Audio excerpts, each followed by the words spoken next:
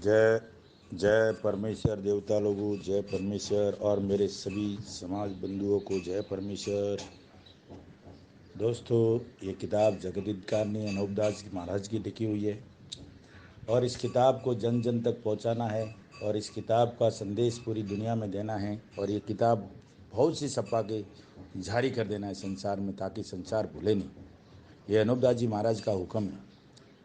तो दोस्तों, ये किताब भी बहुत सी छपा के जारी करना है और इस किताब को भी पढ़ना है और पढ़ के इस मजमून को समझना है और समझ के पाप छुड़ाने का बंदोबस्त करना है। अनूपदास जी महाराज सबको वाकिफ़ करते हैं।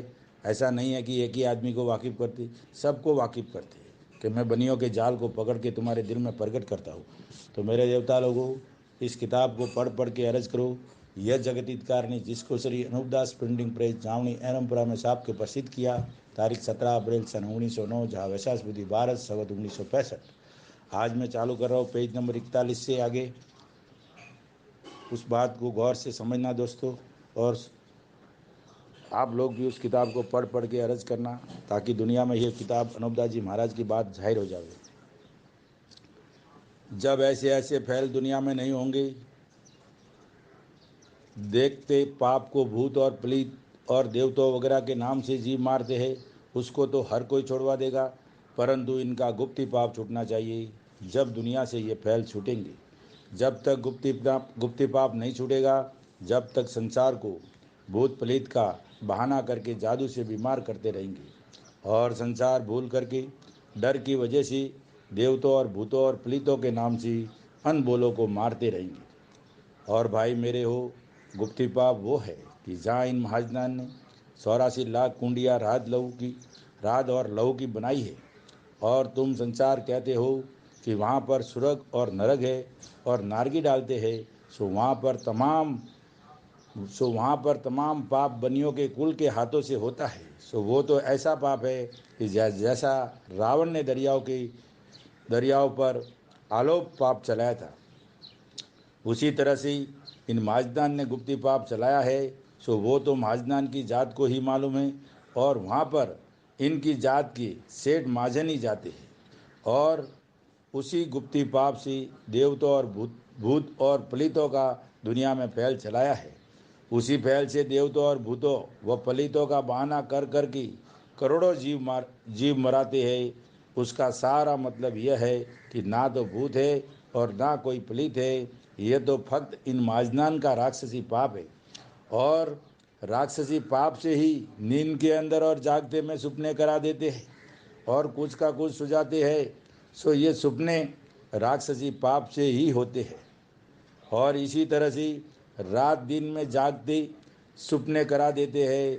सो जिस तरह से कि रावण राक्षसी विद्या के पाप से कई कई किस्म के सपने सुझाता था, उसी तरह से अब ये बनिए भी कई किस्म के सपने सुझा देते हैं कि जो मरे हुए मुर्दे सपनों में नजर आते हैं। सो भाई मेरे हो, मरे हुए तो नहीं आते हैं, ये तो राक्षसी पाप सी ऐसा सुझा देते हैं कि जिस तरह से बाजीगर लोग ठिकरी का रुपया पैसा करके दिखा देते हैं, ऐसे ये बनिए भी राक्षसी पाप से भूत प्रेत वगैरह सुझा देते हैं।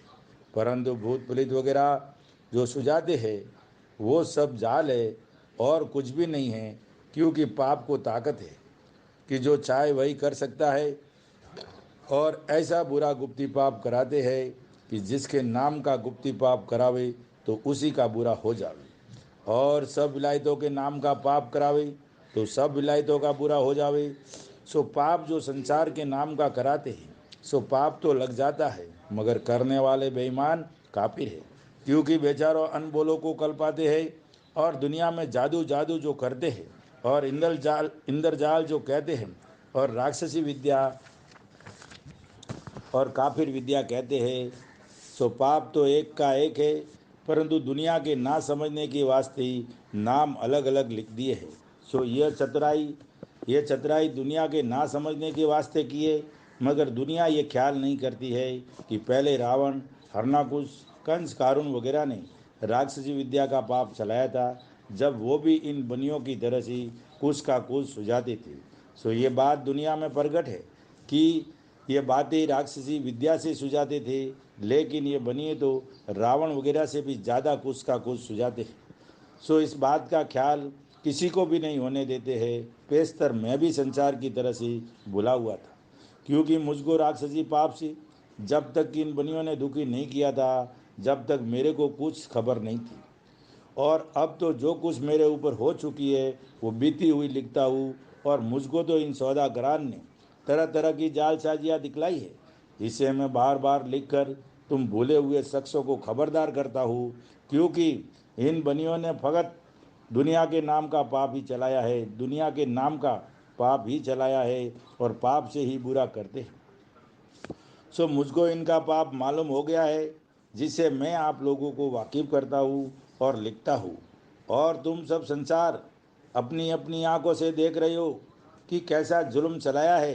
सो जिन जिन रजवाड़ों में ऐसा पाप चलाया है, सो सब संसार दरियाफत करके देख लो कि इन बनियों ने बूढ़े आदमियों और औरतों पर कैसा जुल्म किया है कि उन्हों को डाकी डाकन बनाई है। जिसका हाल तुम संसार के लोगों जरा दिल लगाकर सुनो कि जो छोटा गांव है उसमें 150 डाकनियाँ बनाइए, और जो जो उसकी जो कि उससे बड़ा शहर है वहाँ बहुत सी डाकनियाँ बनाइए, परंतु जो कि बूढ़े मर्द औरत है तो वो तीर्थ समान है। सो वेद और पुराणों में भी लिखा है, और दुनिया में भी जानते हैं कि जो बुजुर्ग होता है वो तीर्थ के मानिंदे, मगर इनके सर बदनामी दे दी है। परंतु ये बनिए परंतु यह बनिए ऐसे है कि तीर्थ स्वरूपी आदमियों को संसार के हाथों से मरवा देते हैं, और तरह तरह की बीमारियां भी राक्षसी विद्या के पाप से करते हैं। और संसार के दिल में डाकी डाकनियों का सुझाते हैं, और जो कि डाकी डाकनियाँ बनाई है उसके दिल में भी ऐसा ऐसा सुझा देते हैं, जिससे वो भी ऐसा कहने को लग जाते हैं कि हम डाकन डाकी ही है। सो इस वजह से ऐसी ऐसी बातें कहने को लग जाते हैं कि उनकी अकल इन बनियों ने अपने अपने राक्षसी पाप से ऐसी खराब कर दी है। मगर यह बात काबिल ख्याल करने की है कि एक शख्स बहुत फासले पर या कुछ नज़दीक बैठा है तो वो उसका दिल वो किस तरह से खा सकता है। क्योंकि खाना खाना क्योंकि जब खाना सामने रखा हुआ है तो बगैर हाथ उठाए हुए के किस तरह से खा सकते हैं। परंतु खाना तो उसी हालत में खाया जाएगा कि जब हाथ उठा करके मुंह में लुकमा देगा, मगर दिल के चलाने से खाना नहीं खा सकता है। सो ये बनिए तो पाप करना समझते हैं कि जो गरीब आदमियों को दुख दुख करेंगे तो आप उसमें लड़कर खुद ही मर जाएंगे। सो इन बनियों ने ऐसा राक्षसी पाप चलाया है। सो ये राक्षसी पाप रिजक खोने के वास्ते चलाया है कि इस राक्षसी पाप से कुल संसार का धन अपने काबू में कर लेंगी। इस ख्याल से इंद्रजाल का पाप चलाया है।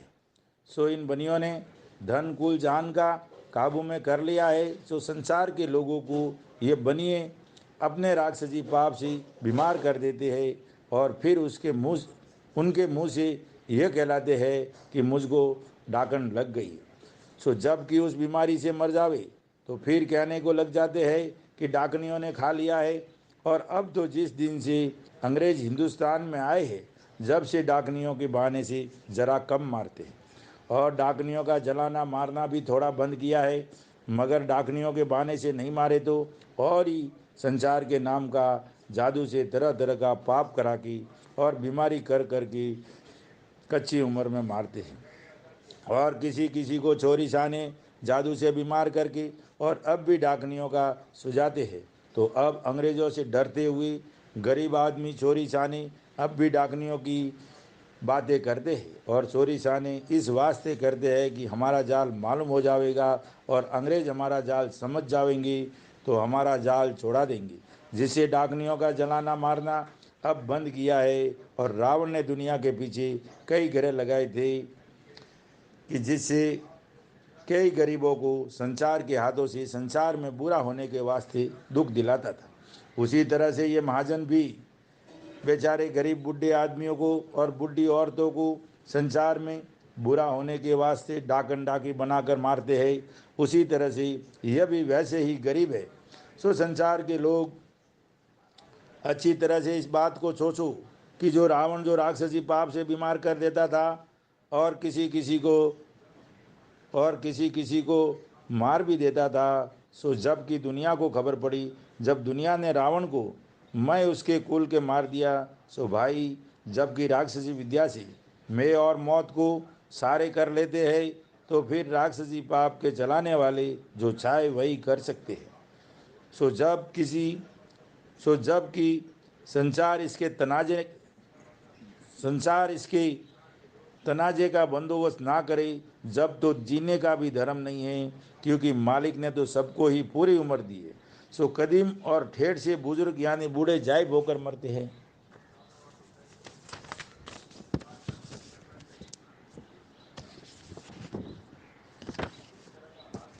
परंतु इन बनियों ने रावण की तरह से संसार के लोगों की मौत को काबू में कर लिया है। लेकिन पहले ज़माने में बाप से पहले बेटा नहीं मरता था, और अब बाप से पहले बेटा मर जाता है। सो अब और पहले क्या मालिक और था, जो अब ऐसा ऐसा हो जाता है और पहले ऐसा नहीं होता था, परंतु मालिक तो वो का वही है। सो ऐसे ऐसे पाप तो इन बनियों ने झायरी चलाई है, जिसको तमाम जान के लोग अपनी आंखों से देख रही है। और अगले ज़माने के लोग तो ऐसे सती हुए हैं कि वो सिवाय नेकी की दूसरी बात ही नहीं जानती थी, जिनकी तारीफ़ें यह है कि वो जन्म से ही मालिक की भक्ति करते थे, जिससे वो शख्स देवता स्वरूपी कहलाए।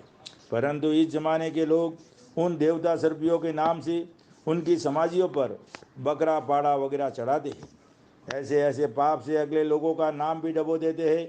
सो ये पाप नहीं करना चाहिए। अगर से उनकी समाजियों को मानो तो धर्म है, सो धर्म पुण्य करो, या उनके नाम से मीठे भोजन करके खिलाओ, या अपने बाल बच्चों को खिलाओ। इसी तरह अगर तुम्हारे ही कुल में कोई भगत हुआ होवे, तो तुम लोग उनके नाम से धर्म पुण्य करो, या ब्राह्मण साधु वगैरह को खिलाओ, या अपने घर के बच्चों को भक्त लोगों के नाम से खिलाओ, और जानवरों को मत सताओ, क्योंकि इन बनियों ने तुम्हारी अक्ल को अपने राक्षसी पाप से खराब कर दिए। इससे तुम लोग पाप करते हो कि जो भक्तों के नाम से जानवरों को मारते हो, जिससे दुनिया की अकल दिन रात खराब होती जाती है। मगर इन बनियों ने तो अपना मतलब समझकर यह राक्षसी पाप चलाया है, और इससे ही संसार के लोगों की अकल भ्रष्ट कर दिए, जिसे तुम लोगों को पाप करना ही धर्म सूझता है। मगर कोई शख्स जानवर के मारने से मने करे तो मरने व मारने को तैयार हो जाते हैं, और जो नेकी की बात बतावे तो उसको नहीं करते हैं, कि जिससे भला होवे और परमेश्वर भी खुश होवे। सो ऐसे ऐसे काम करने को तो जीव नहीं चाहता है, और पाप की बातों के लिए जीव चाहता है, जिसकी वजह यह है कि इन बनियों ने अपने राक्षसी पाप से सबों की अकल खराब कर दी है, जिसे नेकी और बदी को नहीं समझते हैं, और इसी पाप की वजह से गरीब अमीर बे औलाद रह जाते हैं। सो जो बे औलाद रह जाते हैं वो राक्षसी विद्या के पाप से बे औलाद रह जाते हैं, क्योंकि मालिक ने तो सबों को औलाद दी है। क्योंकि सतयुग में कोई बे औलाद नहीं रहता था, और सबके औलाद होती थी। और अब जो बे औलाद रह जाते हैं और उनके औलाद नहीं होती है, सो ये बनियों का राक्षसी पाप है, कि जिस मर्द औरत के नाम का पाप कराते हैं और जिसके बच्चा नहीं होता है, और किसी किसी को ऐसा भी सुझाते हैं कि भैरू के नाम का या देवी के नाम का बकरा और भैंसा वगैरह चढ़ाऊंगी जब तुम्हारे बेटा होगा। सो जबकि उनके नाम का बकरा या भैंसा वगैरह मार देवे तो फिर उनकी बेटा हो जाता है। सो जब बनिए उनके नाम का पाप करना छोड़ देते हैं जब बेटा हो जाता है, और जो पाप करना नहीं छोड़े तो नहीं होता है। अगर से हो जावे जब तो संसार के लोग ऐसा कहने को लग जाते हैं कि हमने देवी वगैरह के नाम का बकरा वगैरह चढ़ाया था, सो देवी वगैरह ने बेटा दिया है। और जो बकरा चढ़ाने से भी नहीं होवे तो ये कहने को लग जाते हैं कि परमेश्वर ने मेरी किस्मत में औलाद नहीं दी है, इससे नहीं होती है। सो ये संसार की भूल है, क्योंकि परमेश्वर ने तो सबको ही औलाद दी है, मगर बनियों के राक्षसी पाप से नहीं होती है। और जिनके नाम का पाप नहीं कराते हैं उसके औलाद हो जाती है। परंतु संसार के लोगों की अक्ल तो ऐसी फेर दी है कि जो समझाने से भी नहीं समझते हैं, क्योंकि पाप करने से तो औलाद मर जाती है। सो तुम पाप करते हो और पाप को ही धर्म समझते हो, सो भाई मेरे हो। देवताओं के ऊपर तो बकरा चढ़ाने से नुकसान पहुंचता है, क्योंकि वो तो भगत हुए हैं जिनके ऊपर तुम बकरा चढ़ाते हो। सो उनके ऊपर तो पाप पाप का करना बुरा है, क्योंकि उनके नाम का धर्म पुण्य करना चाहिए, वो अच्छी बात है। और जिस तरह से रावण ने राक्षस विद्या के ग्रह चला चला के लगा दिए थे और देवताओं के ऊपर हाड़ वगैरह गिरवा देता था, परंतु दुनिया को अपने राक्षसी पाप से ऐसा सुझा देता था कि देवताओं ने रोग वगैरह किया है। सो ऐसा बहाना करके रावण दुनिया के हाथ से हाड़ वगैरह गिरवाता था। सो रावण ने तो थोड़ा ही पाप लगाया था, और इन बनियों ने तो इतना पाप कराना शुरू किया है कि जहान के हाथों से देवताओं के ऊपर जानवरों को मरवा देते हैं और हाड़ों को डाल देते हैं। सो हम और तुम सभी जानते हैं कि अपने हाथों से हम और तुम देवताओं के ऊपर हाड़ और खून डाल देते हैं। सो इस तरह के पाप तो जाहिर संचार के हाथों से करवाते हैं, और गुप्ती पाप ये बनिए दरियाओं के ऊपर कराते हैं, और उसी गुप्ती पाप से दुनिया की बुद्धि भ्रष्ट हुई है, कि जिससे लोग देवताओं के ऊपर जीव मार मार के हाथ डालते हैं, और उसी पाप से देवताओं के बहाने से भूतों को नचाते हैं और सुझाते हैं देवताओं का। और उसी पाप से दुनिया में ये विघन तरह तरह के चले हैं, जिसकी गिनती भी नहीं हो सकती है। जब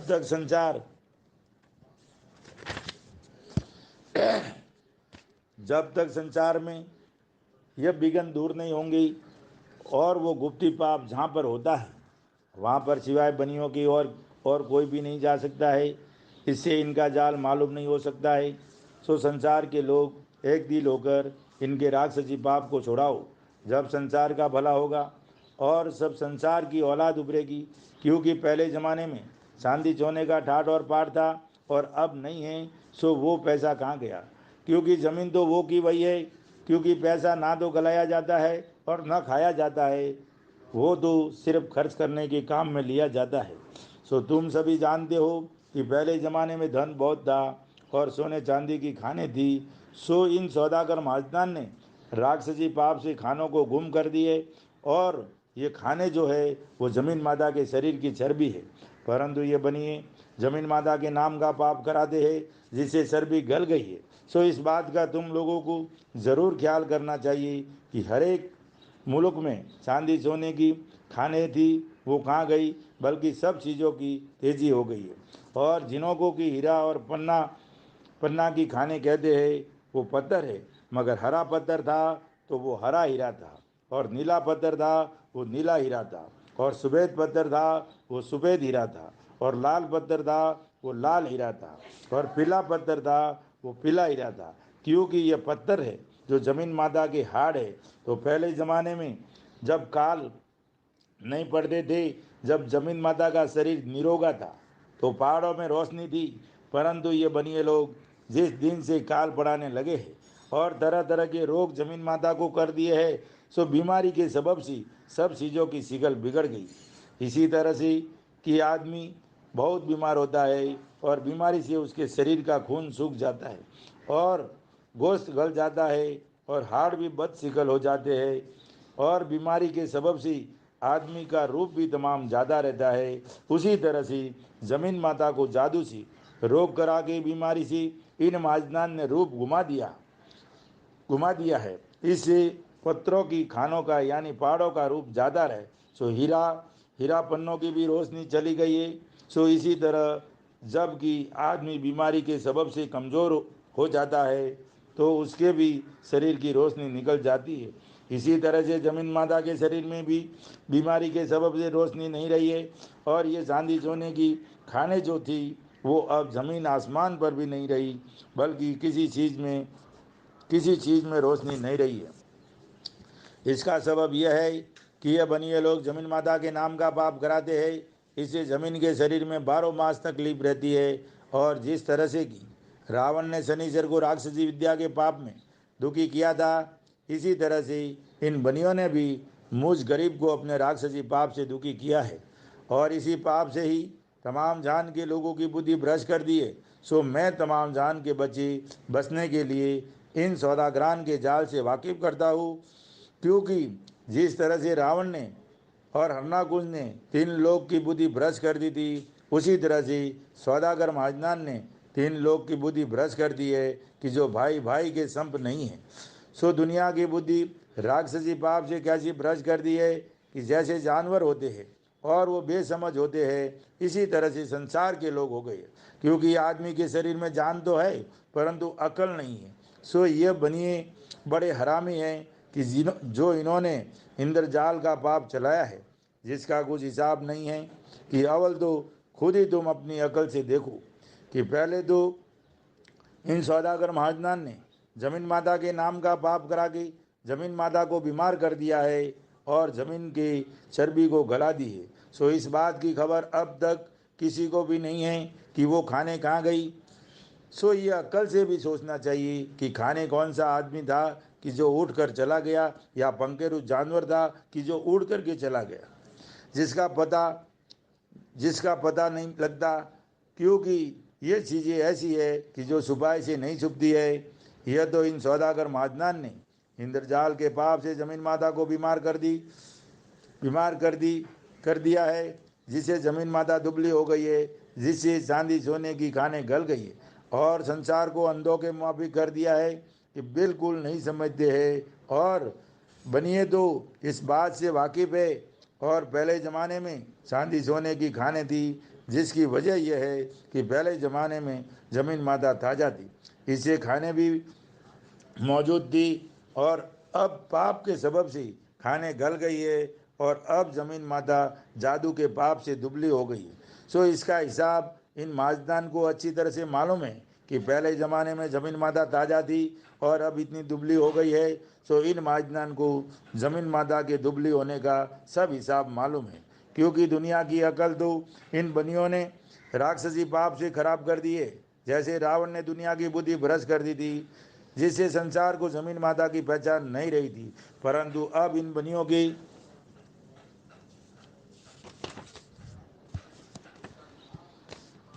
बनियों के कुल को तो जमीन माता का सब हिसाब मालूम है कि जमीन माता इतने विश्वा दुखी है और दुबली हुई है, जैसे रावण के कुल को जमीन माता का सब हाल मालूम था। सो इन बातों का हिसाब बनियों के घरों में सबों को मालूम है। और जो कि राक्षसी वेद की किताबें और टिप्पणा वगैरह है, वो सब बनियों के घर के चलाए हुए है। सो इस वेद को और किताब को काम में लाकर सब दुनिया भूल गई है। सो ये सब बातें मैं गरीब अनूपदास अपनी बीती हुई लिखता हूँ, और सारी दुनिया भी जानती है कि वेद वगैरह मालिक के बनाए हुए है और उसी के चलाए हुए है, क्योंकि मालिक की तो कुदरती और है। क्योंकि मालिक तो कोई किताब पोती नहीं लिखता है, ये तो आदमियों की ही बनाई हुई है। मालिक की तो भक्त सब में रोशनी है, परंतु इन बनियों ने अपने राक्षसी पाप से संसार के लोगों की बुद्धि भ्रष्ट कर दी है, जिससे एक दूसरे से मोहब्बत नहीं है बल्कि नाइत फाकी से देख रही है। इससे जिंदा रहने का ही धर्म नहीं है। और पुराणों में और किताबों में ऐसा लिखा है कि कलजग आवेगा जब अनाज के दाने गिनती से बिकेंगी। सो पहले से ये बातें संसार में चला दी है कि पानी तुल कर बिकेगा और दरखत एक हाथ का होगा और आदमी चार बलिष्ठ का होगा, और जिसके घर में एक शेर काशी या लोहा होगा वो दुनिया में दौलतमंद कहलावेगा। सो ये दुनिया में कैसी भूल बताई है। और इस जमाने के लोग गीता को बहुत मानते हैं, जिसमें यह लिखा है कि अर्जुन को श्री कृष्ण जी महाराज ने मुंह के अंदर तीन लोग दिखाए थे। सो ये बात भी दुनिया के भुलाने के वास्ते झूठी चलाई है, और किताबें भी दुनिया में झूठ की चला दी है कि जमीन माता श्री कृष्ण जी महाराज के पास गाय का रूप बनकर आई थी और कहती थी कि मैं पूरी दुखी हूँ। सो देखो भाई, ख्याल करने की बात है कि सूरत किसी की भी नहीं बदलती थी, क्योंकि जो जानवर है वो जानवर रहता है और जो आदमी है वो आदमी रहता है, क्योंकि जिसका शरीर मालिक ने जैसा जैसा बनाया है वैसा ही रहता है, जीवे या मरे। सूरत किसी की नहीं बदलती है। फिर जमीन माता ने गाय का स्वरूप किस तरह से किया होगा, सिर्फ ये तो दुनिया के भुलाने के वास्ते ही झूठी बात चलाई है। क्योंकि कृष्ण जी महाराज अपनी तरह से जमीन माता के पेट में एक किस्म का जीव होकर गुजरा है कि जिस तरह से अब हम और तुम जमीन माता के पेट में कीड़े बसते हैं, परंतु उन्होंने भक्ति की है और दुनिया के साथ नेकी की है, जिसे देवता स्वरूपी कहलाए है। और पहले ज़माने में गौतम ऋषि हुए थे, वो परमेश्वर के भगत थे। और दुनिया ये कहती थी कि जिस वक्त मुर्गा आवाज़ देता था, उस वक्त गौतम ऋषि जी गंगा पर स्नान करने के वास्ते जाते थे। और गौतम ऋषि की औरत अहिल्या बहुत खूबसूरत थी, सो इंद्र महाराज अहिल्या के साथ हराम करने का ख्याल रखते थे। जब एक रोज़ गौतम ऋषि जी मुर्गे की आवाज़ सुनकर गंगा पर स्नान करने के वास्ते गए, परंतु उस दिन इंद्र महाराज ने मुर्गे को ये कह दिया था कि तू आज आधी रात को बोलना। तो जब मुर्गा आधी रात को बोला तो गौतम ऋषि जी गंगा पर स्नान करने के वास्ते चले गए। और उनके जाने के बाद इंद्र महाराज उनकी औरत अहिल्या से हराम करने को आए और चंद्रमा को पैरे पर खड़ा किया। जब गौतम ऋषि जी गंगा पर पहुँचे तो गंगा ने गौतम ऋषि से ये कहा कि तुम इसी वक्त अपने घर को वापस चले जाओ, क्योंकि तुम्हारे घर में कोई छल है। जब गंगा के कहने से उसी वक्त गौतम ऋषि बगैर स्नान किए अपने घर को चले आए और आकर देखा तो घर में छल ही था और इंद्र महाराज मौजूद है और चंद्रमा पैरे पर खड़ा है। जब कहते हैं कि गौतम ऋषि ने बहुत गुस्सा किया और चंद्रमा को शराप दिया और अपनी धोती के फटकारों से चाटे दिए कि उन चाटों से चंद्रमा में काले दाग पड़ गए। और अपनी औरत अहिल्या को यह शराप दिया कि तू पत्थर की होकर गंगा पर जा पड़ना। सो संसार में कहते हैं कि वो औरत शराप देते ही पत्थर की होगी गंगा की तीर पर जा पड़ी, बहुत दिनों तक वहीं पड़ी रही।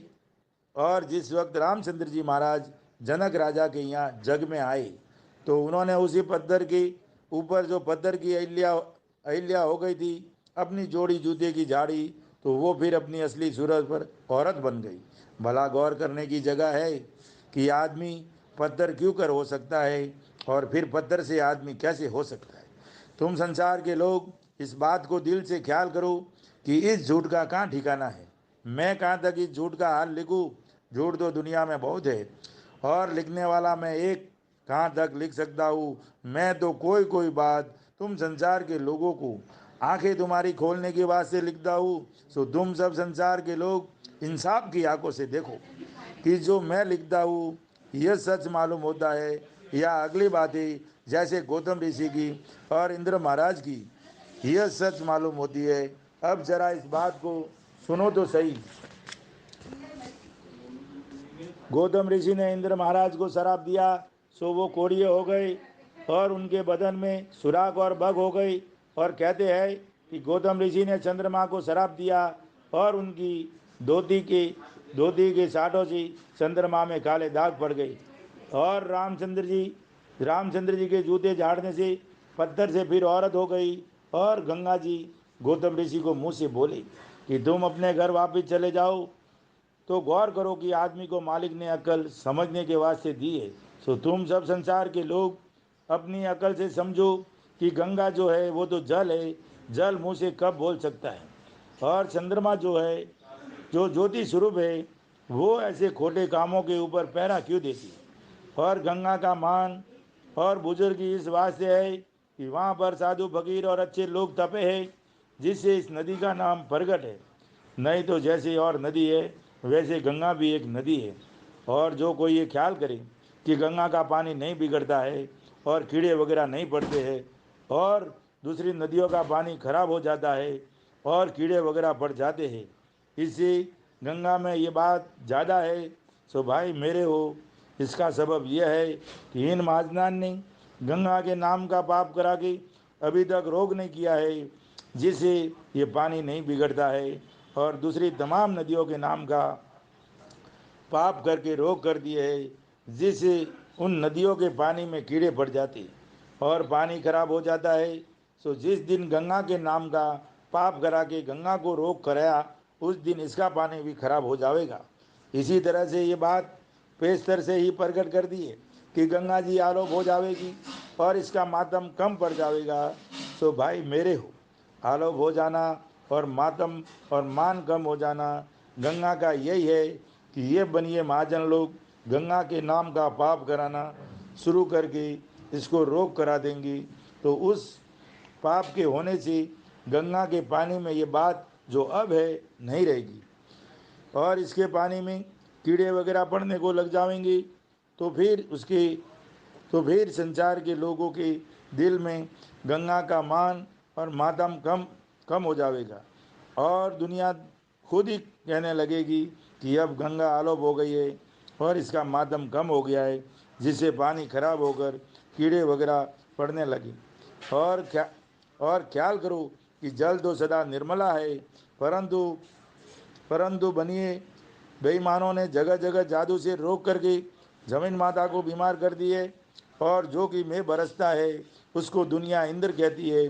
सो इंद्र महाराज तू किरण तारन और दीन दयाल है, परंतु इन बनियों ने ये कैसा झूठ का जाल चलाया है कि जल कोई आदमी नहीं है कि जो अहिल्या से हराम करने को आया होगा, क्योंकि जल तो दीन दयाल है और जमीन आसमान सब जल की ही माया है और सब जीवाजून जल की ही माया है, क्योंकि परमेश्वर भी जल ही है और हम तुम सब जीवाजून सब हम तुम सब दुनिया जल की ही माया है और जल की ही पैदाइश है। सो जल कोई आदमी थोड़ा ही है, जल तो बरसता है सो हम और तुम सभी देखते हैं। सो जबकि जल बरसता है, सो जबकि जल जमीन माता पीती है जब जल बरसता है, सो सभी देखते हैं। और जो कि संसार ने गौतम ऋषि की औरत को पाप लगाया है वो बनियों का जाल है, जिसे संसार के लोग ऐसा कलमा कहते हैं, क्योंकि जल कोई आदमी तोड़ा ही है कि जो गौतम ऋषि की औरत से हराम करता, ये तो बनियों का गुप्ती पाप है। सो तुम सब हिंदू मुसलमान और अंग्रेज समझो और ख्याल करो। जय परमेश्वर।